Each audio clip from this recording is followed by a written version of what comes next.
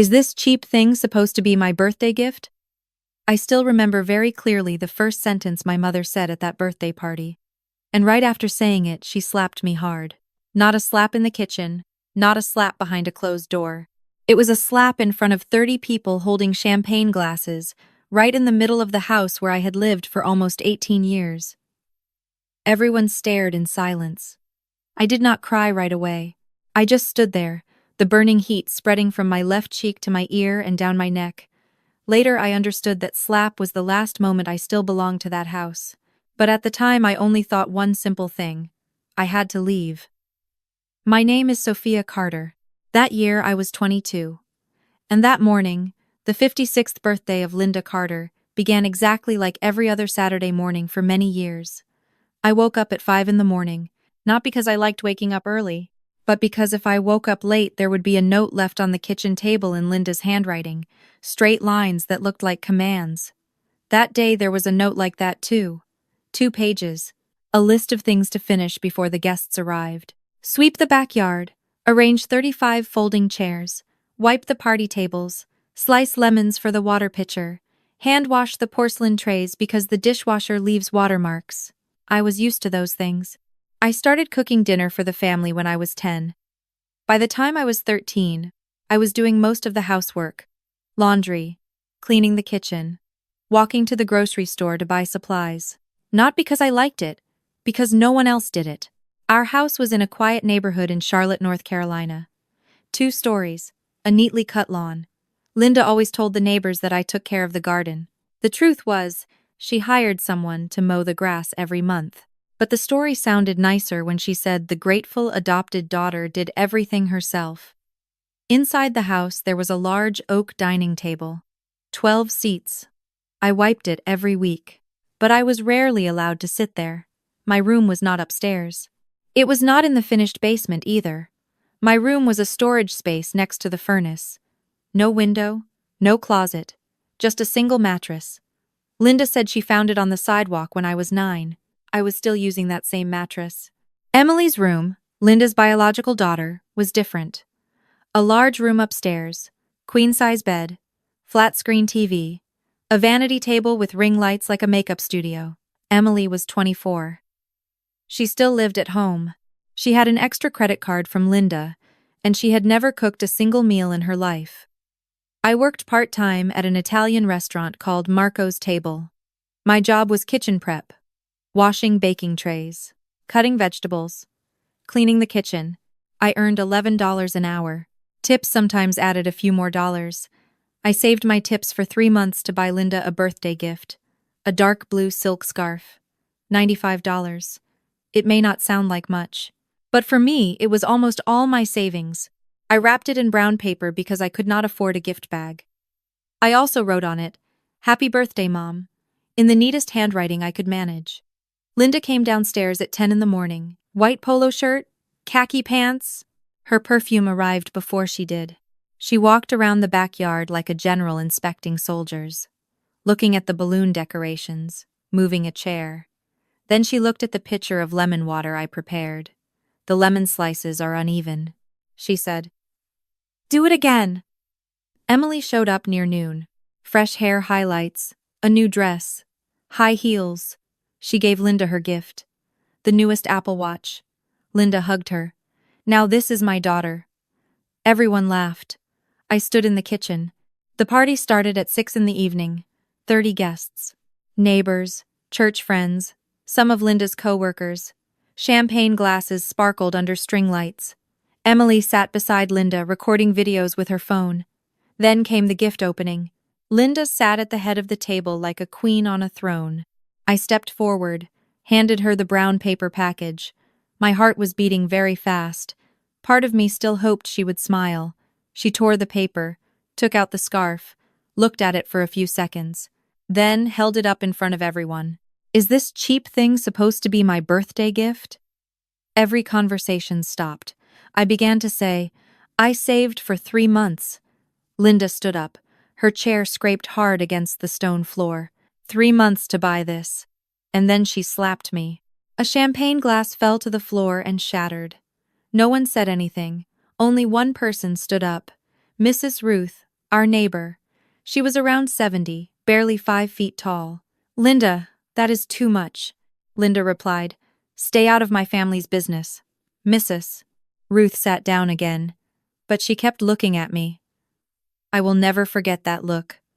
I did not return to the party. I walked into the storage room, took my old high school backpack. I packed 2 t-shirts, 1 pair of jeans, a toothbrush, a phone charger. From a shoebox under the mattress, I took $320 in cash, tip money I had hidden for months, and one more thing, a yellow envelope I had found in the trash 6 months earlier. I did not understand what it meant, but my instinct said it was important. I walked through the living room toward the door. The party had continued. Linda was laughing. Emily was showing something on her phone. Probably the video. Linda stood by the window watching me cross the yard. Then she pulled the curtain closed. As if me leaving mattered less than keeping the party cheerful. No one called my name. No one. The October night was cold. I walked down the dark street. Behind me, the music from the party slowly faded, then disappeared. I did not know then that my life was about to change completely. I only knew one thing. I had walked about 2 miles when a black SUV stopped in front of me. I walked nearly 3 kilometers after leaving the house. By then, it was completely dark. Our neighborhood at night was very quiet, not like a city where there are always lights and people around. Here the streetlights were far apart. Some sections were so dark I could only hear my shoes touching the sidewalk. My left cheek still burned. Every time cold wind touched it, the pain returned. I had no plan at all. I only knew I had to get far away from that house, so I kept walking. My backpack was light, just a few clothes and the money I had hidden for months. $320, mostly small bills and a few 20s. I remember thinking something strangely funny. $320 was everything I had after 22 years living in that house. I was walking along Patterson Road when I heard a car behind me.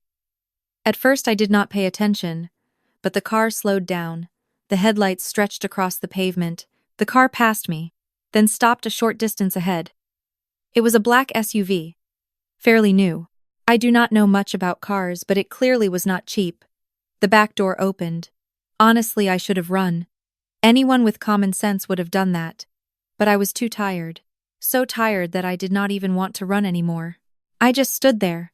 A man stepped out first. He looked a little over 50, tall, thin, wearing a dark gray coat, the kind that looks simple but clearly expensive. He stopped a few steps away from me. The streetlight fell across his face. I noticed something strange immediately. His eyes, green-brown, exactly like mine. He looked at me for a few seconds and said, his voice slightly shaking, "I am sorry if I scared you. I just want to talk for a moment." I said nothing. He took a deep breath. "My name is Daniel Whitmore."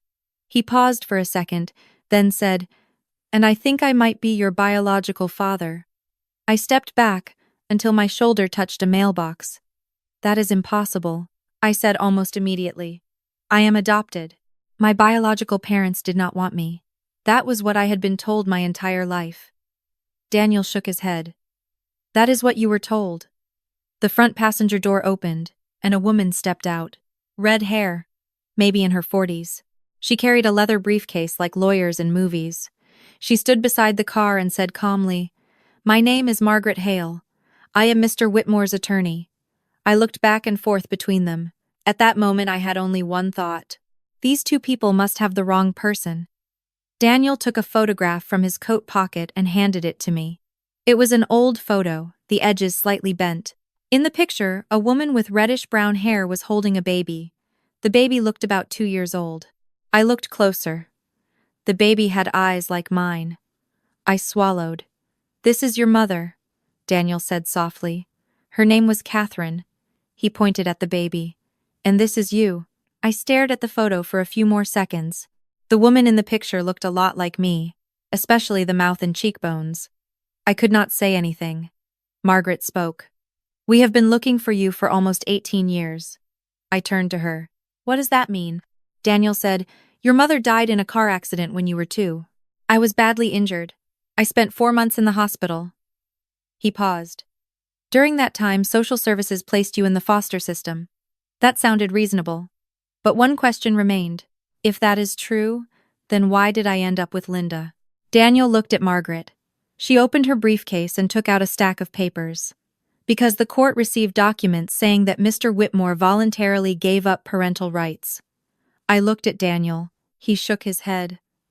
I never signed anything like that. We sat in the back seat of the SUV. The heater ran softly. After nearly 2 hours walking in the cold, it was the warmest place I had sat all night. I told them about the envelope in my backpack, the one I found in the trash. I handed it to Margaret. She opened it under the car light. Within seconds, her expression changed. Not shock, just sharper focus. "This is a state adoption subsidy file," she said. I did not understand. Subsidy for what? Margaret looked at me. The state pays adoptive families monthly to care for the child. She flipped through the pages. In your case, it was $820 per month. Daniel turned to her. For how long? Margaret answered. Around $177,000. The car fell silent for several seconds. Then Margaret asked me, during all those years, did you ever see any of that money? I thought of the old mattress, the windowless storage room, the extra restaurant shifts. I shook my head. No. Daniel turned his face toward the window. He said nothing, but I saw his jaw tighten. I looked at the envelope in Margaret's hands, and a very clear thought formed in my mind. All those years, Linda always said I was a burden. But if she received money every month because of me, then I was not a burden. I was income. The SUV was still parked by the road, hazard lights blinking yellow on the dark pavement. I sat in the back seat with my backpack on my lap, holding the straps tightly like someone might take it away. Margaret continued reading every page in the envelope carefully. Finally, she looked up. Where did you find this? In the trash, I answered. About 6 months ago. Daniel turned toward me immediately. The trash. I nodded. It happened in the spring. That day, Linda decided to turn my room into a yoga space for Emily. My room had always been a storage space anyway, but Linda said it was too messy. She made me remove all my belongings. Most of my things were thrown into a large garbage bag. Linda dragged it outside and left it beside the trash bin. If you live long enough in a house where your things can be thrown away at any moment, you develop a habit. You check the trash before the garbage truck comes. That day, I did exactly that. I opened the bag and went through everything. Old clothes, high school books. At the bottom there was a wet cardboard box. Inside it was a yellow envelope with a state seal in the corner. I did not understand the contents then, but I knew one thing. If Linda threw it away, she definitely did not want me to see it. So I folded it and put it in my backpack. I carried it with me ever since. Margaret placed the envelope on the seat between us. This is an adoption subsidy record, she said slowly. The state of North Carolina pays adoptive families monthly for foster care support. I asked. How much? $820 a month. Daniel exhaled slowly. Margaret continued. And the payments continue until the child becomes an adult. She calculated on her phone. 18 years. Nearly $10,000 a year. Altogether about $177,000. I sat quietly. Not because I was shocked, but because suddenly many things in my life made sense. I remembered every sentence Linda had said over the years. You eat my food. You live in my house. You are a burden. I always believed that. I thought I was someone being taken in out of kindness. But if she received money every month because of me, then I was not a burden. I was a steady source of income. Daniel asked gently. What was life like in that house? I thought for a few seconds.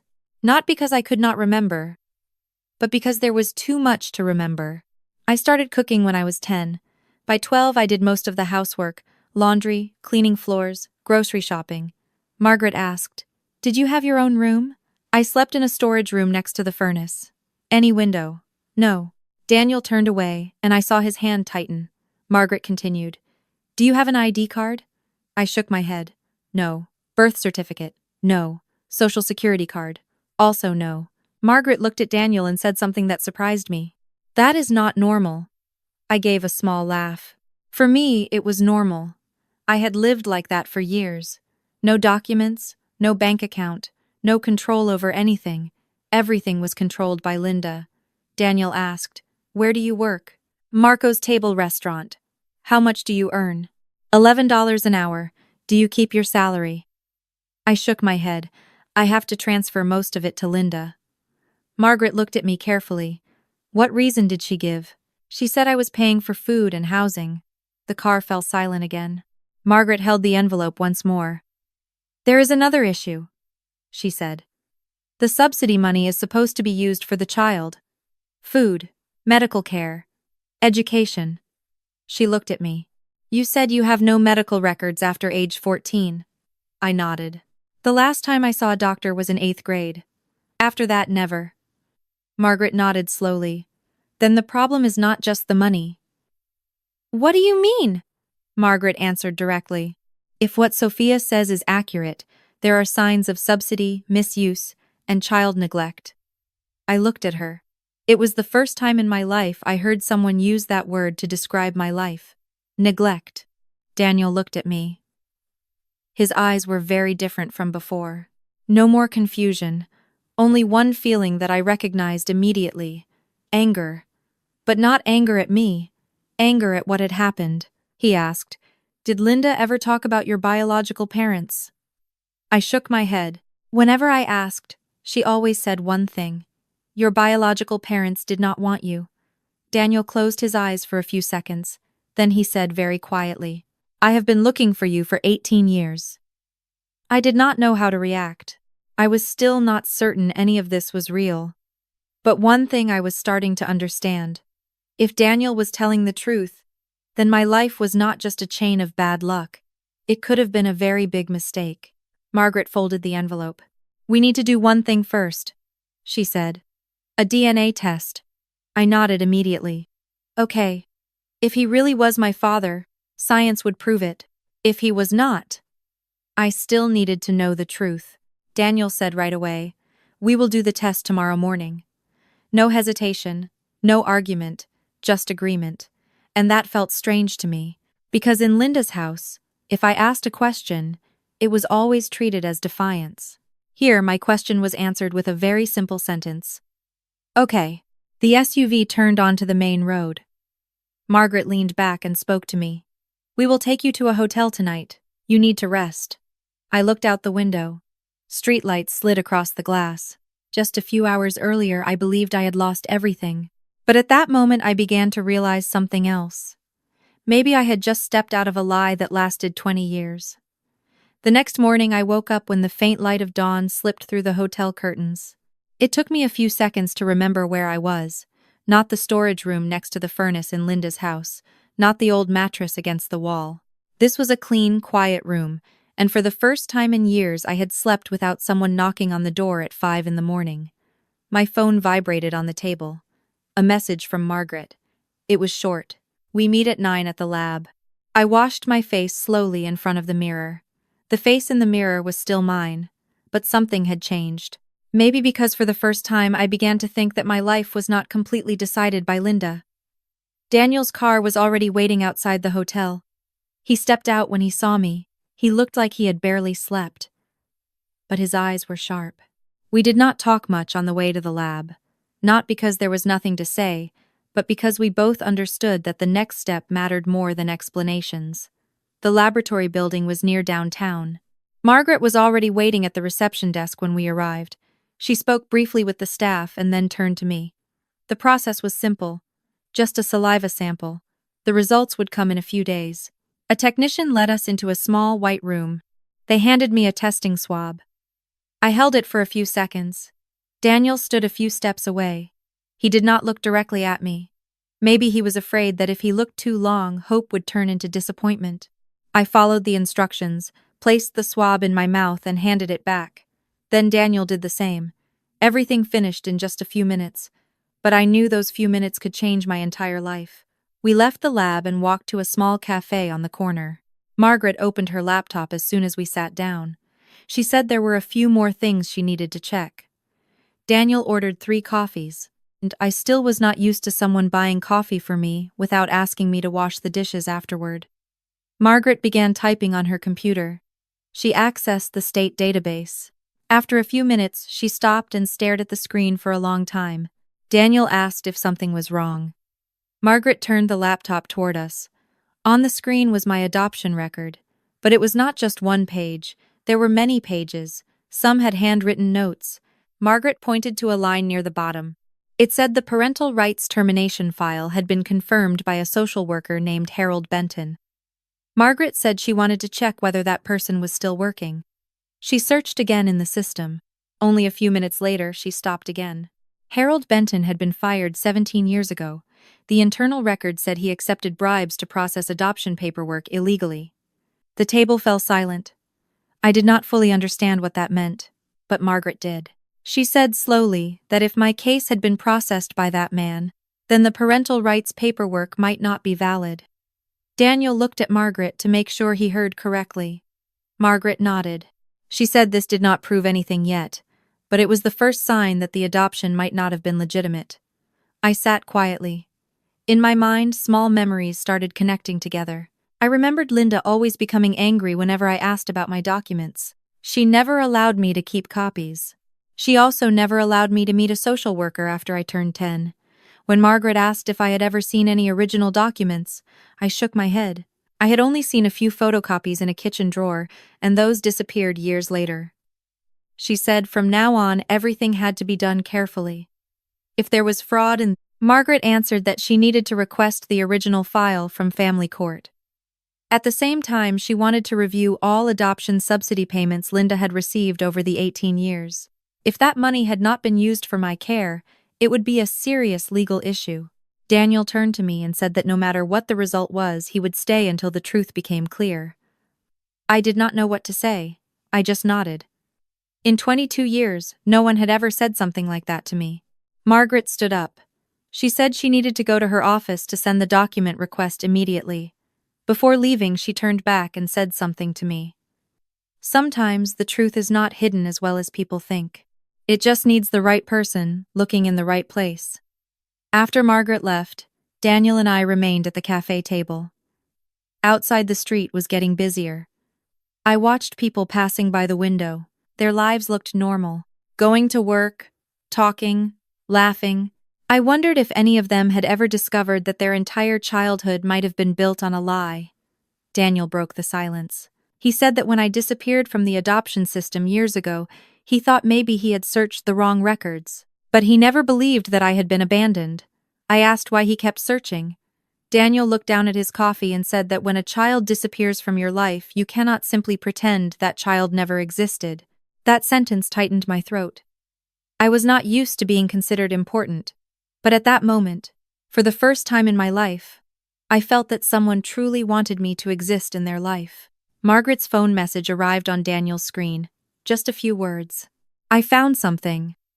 Daniel read it and handed the phone to me. I looked at the message and felt my heart beating faster. It seemed my adoption record did not just have a small problem. It might hide a scheme that had lasted nearly 20 years. And if that was true, the confrontation with Linda had only just begun. 3 days later, my phone vibrated at 7 in the morning.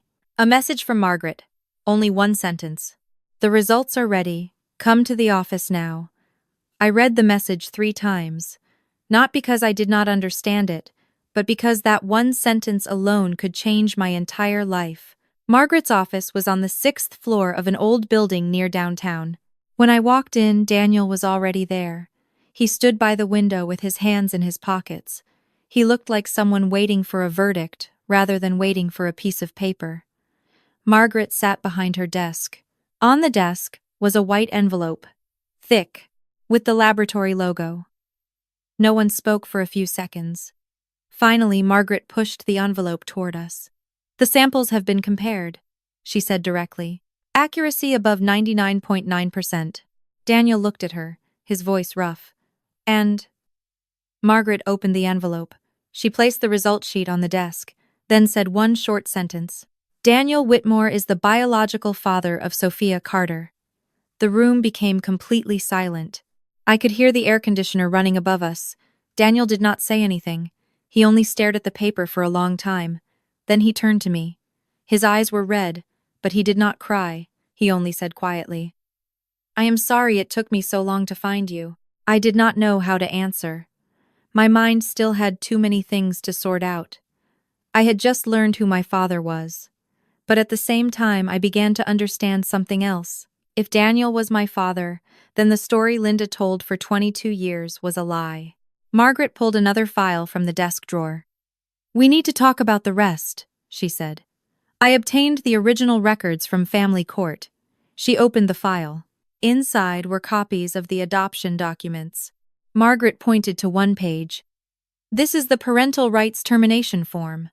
I looked at the paper. At the bottom there was a signature. But Margaret tapped the page. "This signature is not valid." Daniel frowned. "What do you mean?" Margaret turned her laptop screen toward us. On the screen was an old state investigation report. A familiar name appeared. Harold Benton, the social worker who processed my adoption case. Margaret spoke slowly. "This man was investigated 17 years ago. He accepted money to falsify adoption records." Daniel immediately asked, "How much?" Margaret opened another document. In a similar case, the payment was $5,000. The room fell silent again. I looked at the paper on the desk. A small number. $5,000. 20 years of my life decided by that amount of money. Daniel sat down and rubbed his forehead. "You are saying someone paid to forge the paperwork?" Margaret nodded. "That is a very strong possibility." She opened another page in the file. At that time, Sophia's father had filed a request for custody after her mother passed away. I looked up. "My father tried to find me even then." Daniel nodded. "I filed for custody. But the court said the records showed you had already been legally adopted by another family. And the person who handled that record was Harold Benton." I felt a cold shiver run down my back. The pieces started fitting together. Linda always said my biological parents did not want me, but the truth might have been the exact opposite. Margaret closed the file. "We still do not know exactly who paid the money, but one thing is certain." She looked directly at me. "This adoption shows signs of fraud," Daniel asked. "What happens next?" Margaret answered immediately. "I will file a motion requesting the court review the entire adoption record and request a financial investigation." Daniel understood right away. "The adoption subsidy." Margaret nodded. "Linda Carter received around $177,000 over 18 years.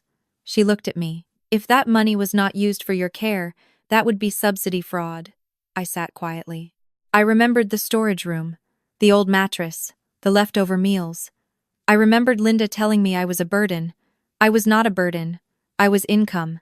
Daniel stood up and walked a few steps across the room before stopping at the desk. His voice was steady now.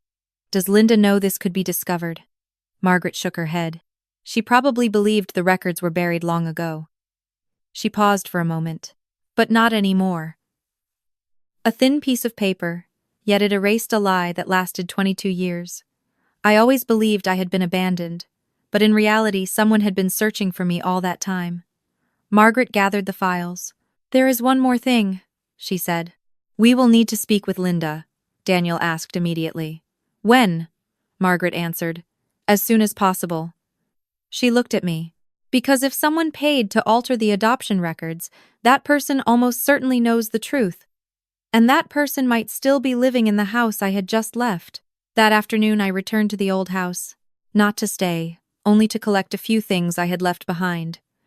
Margaret said I had the right to do that. Daniel came with me, but he parked at the end of the street.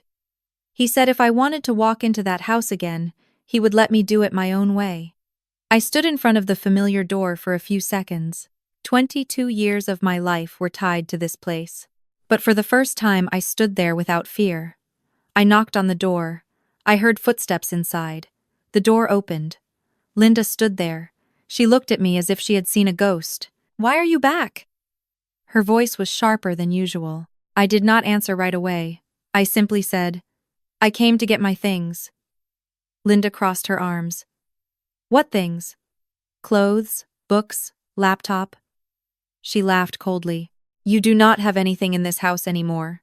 I looked straight at her. "My lawyer says I have the right to collect my personal belongings." Linda frowned. "Lawyer?" She repeated the word as if she had just heard something unpleasant. I stepped into the house. Linda blocked the doorway for a few seconds, but then she moved aside. I walked upstairs. The house looked exactly the same. The smell of floor cleaner, the sound of the TV in the living room. Only one thing was different. For the first time, I did not feel like I belonged here. I opened the small room next to the furnace. My bags were still in the corner, a few cardboard boxes, a backpack. I started putting things into the bag. Linda stood at the door watching me. "Which lawyer?" she asked. I did not look up. "Margaret Hale." I heard Linda take a sharp breath. She stayed silent for a few seconds. Then she asked again, "A lawyer for what?" I did not even need to look to know that Linda's expression had changed. When I turned around, she was no longer standing straight. She held onto the doorframe. "What did you say?" I spoke slowly. "My lawyer is reviewing the adoption records and the state subsidy payments from the last 18 years. Linda stepped into the room. "What money?" Her voice became sharp. "I raised you for 20 years. I looked at her. $820 a month. Linda froze, completely froze. For a few seconds she could not speak. She just stared at me. I continued. "About $177,000 in total." Linda began shaking her head. No, you do not understand." I zipped my backpack. "I understand." Linda stepped closer. "Who told you this?" "The state court." "Impossible. Public records." Her breathing became faster. "You do not know what you are talking about." I lifted my bag. "There is one more thing." Linda looked at me. Her eyes were no longer angry. They were worried. I said, "We did a DNA test." Linda's whole body stiffened. "You what?" "DNA." She stepped back. I could clearly see her hands shaking. "No," Linda said quickly. "That is impossible." "Who did that test?" "I did." "With who?" "Daniel Whitmore." The moment I said the name, Linda's face drained of color. She turned pale. Completely pale. "No," she repeated again. "That cannot be." I looked at her. "He is my father." Linda started stepping backward in small steps. Then she dropped down onto the edge of the bed. I had never seen her like that. No yelling, no orders, no insults. She just sat there, breathing heavily. "No, this is not right," she muttered. "You cannot have found him." I looked at her. "He found me." Linda raised her head immediately. Her eyes were full of panic now. "What did you say?" "I said he found me." The room stayed quiet for a few seconds. Then Linda suddenly stood up. "Where is he?" I answered. "Outside." Linda looked toward the window as if she expected someone to be standing there. "He cannot be here."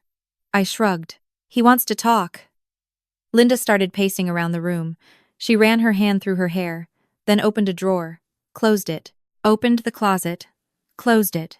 Meaningless movements from someone trying to control something they could not control. Linda stopped in the middle of the room. She stared at me for a few seconds, then whispered almost to herself, "He must not know about that." As soon as she said it, she went silent, as if she had realized she had said something she should not have said. I looked straight at her. "Know what?" Linda shook her head quickly. "Nothing." But the panic in her eyes said one thing clearly. She already knew Daniel, and she was afraid he would discover some secret. I did not ask anything else. I simply put the backpack on my shoulder and walked out of that room.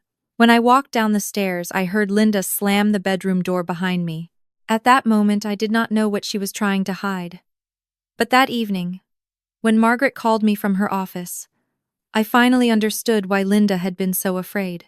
2 months after I left Linda's house, the trial officially began at Richmond Family Court. That morning was cold, not the sharp kind of cold, but the damp kind that made the air inside the courtroom feel heavier than usual. I arrived almost 20 minutes before the court opened. Daniel came with me. He wore a simple gray suit. On the walk from the parking lot to the courthouse, he did not say much. Occasionally, he asked a short question. "Are you okay?" I nodded. The truth was, I was not sure if I was okay or not, but one thing was very different from before. I no longer felt alone. Margaret was already waiting in the hallway with a thick file in her hands. When she saw us, she nodded. "Everything is ready." Her voice was calm, as if this were just a regular meeting, but I knew Margaret had worked nearly 3 weeks to prepare for this hearing. Inside the courtroom there were already many people, a few local reporters, some social service staff, and several of Linda's old neighbors. Linda Carter was also there. She sat on the other side of the courtroom with her attorney. She wore a black coat, her hair tied back neatly, her face stiff as if she were trying to remain calm. When I walked in, her eyes immediately fixed on me. The familiar confidence was gone. The only thing left was something I had never seen in her before: worry. The judge entered the courtroom exactly at 9. Everyone stood. After a few short procedures, the hearing began. Linda's attorney spoke first. He said Linda had raised me for 18 years, that the adoption had been legal, and that the accusations were misunderstandings caused by lost records. He spoke for quite a while, but I barely listened, because I knew the important part would come later. When he finished, Margaret stood up. She walked to the center of the courtroom and placed her file on the table. "We will present the evidence in order." Her voice was not loud, but it was clear. The entire courtroom became silent. First evidence, DNA results. Margaret handed the test report to the judge and the court. The test confirms that Daniel Whitmore is the biological father of Sophia Carter, with 99.98% certainty. Daniel sat beside me. I felt him gently squeeze my hand, just a light squeeze, but enough for me to know he was still there. Second evidence, signature analysis. Margaret called a handwriting expert to the witness stand. The man opened a large folder and pointed to a copy of the parental rights termination document from the adoption file. He explained in detail how handwriting analysis works: pen angle, pressure patterns, stroke formation. After nearly 10 minutes, he concluded, "The signature in the adoption record does not match the genuine signature of Daniel Whitmore." The courtroom began murmuring. Linda's attorney stood to object, but the judge allowed the testimony to continue. Third evidence, bank transaction. Margaret turned on the projector. A bank statement appeared on the large screen. One transaction was highlighted in red: $5,000. Margaret read clearly. On June 12th, a payment of $5,000 was transferred from Linda Carter's account to the personal account of Harold Benton. The name caused several whispers in the room. Margaret continued. Harold Benton was the social worker responsible for processing Sophia Carter's adoption file. The judge frowned. "Where is Mr. Benton now?" Margaret answered. "He was dismissed from the Social Services Department in 2007 after an internal investigation involving bribery." The room fell completely silent. Fourth evidence, social report. Margaret presented another document file. It was a report created after social services reopened the case. It stated clearly that Sophia had no private bedroom, no regular medical records, no savings account in her name, and for many years she had performed most of the housework in the home. The first witness was called, Mrs. Ruth, Linda's former neighbor. She walked slowly to the stand, her hands trembling slightly. Margaret asked a simple question. "Did you ever witness how Linda Carter treated Sophia Carter?" Mrs. Ruth nodded. "Yes. Can you describe a specific example for the court?" Mrs. Ruth looked at me. Her eyes were sad. "I once saw Linda slap the girl in front of about 30 people at a birthday party." The courtroom went silent. Mrs. Ruth continued. "The girl did not cry. She did not fight back. She just stood there like she was already used to it." I lowered my head. I do not remember that exact party clearly, but I remember the feeling. The feeling of standing still because you know that if you react, things will become worse. The next witness was a social worker who confirmed that when the file was reviewed and the living conditions examined, there were many signs that Sophia had lived for years in a neglectful environment. Then Margaret turned on the projector again. A large number appeared on the screen. $174,960. Margaret faced the court. "This is the total adoption subsidy paid by the state to Linda Carter over 18 years. The courtroom was completely silent. The judge turned to Linda. "Mrs. Carter, can you explain how this money was used for the child?" Linda stood up, her face turned red. "I raised her for 18 years, she shouted. "I fed her.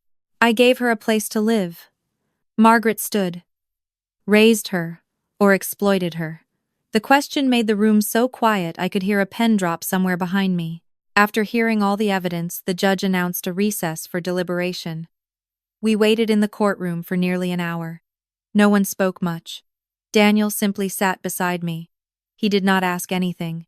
Occasionally, he placed his hand on my shoulder like a quiet reminder that he was still there. When the judge returned, everyone stood again. My heart was beating very fast.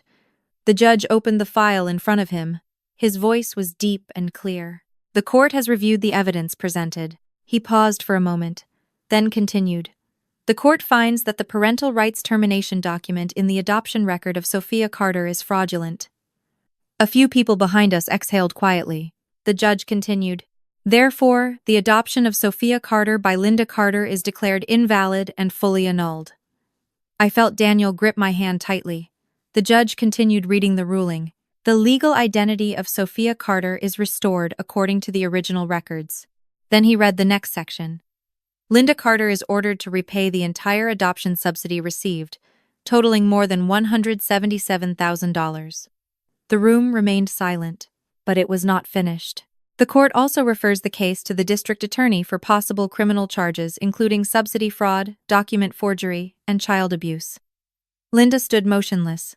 She did not speak. She did not react. She only stared at the floor as if she had just realized everything had moved beyond her control. When the hearing ended, I walked out of the courtroom with Daniel. Outside the courthouse, sunlight covered the steps. The midday air was warmer than I expected. Daniel stood beside me for a few seconds. Then he said, "You never have to go back to that house again." For the first time in my life, I did not feel like the abandoned child anymore. 6 months later, I was still living in Richmond in a small apartment on the 3rd floor of an old building. The apartment was not large, but it had a wide window. In the morning, sunlight filled the kitchen. I was studying at a culinary school about a 20-minute walk away. Every day I woke up early, opened the curtains, and looked at the sky, something I had never been able to do during the 18 years in Linda's house. Many people think this story is about revenge, but for me, it is not. It is simply about truth, and sometimes the truth needs many years to find its way back. If you have listened this far, you probably understand how I felt then. Some truths take many years to appear. Some people who seemed to abandon us were actually searching for us the entire time, and some painful experiences are the only reason we discover how strong we truly are. I often wonder what you would do if you were in my place. Would you quietly walk away? Or would you try to bring the truth into the light? If you want, you can leave a comment below. I would truly like to read your thoughts. And if this story touched you in any way, you can support the channel by pressing like and subscribing. That helps stories like this continue to be told and reach more people. Thank you for staying until the end of my story.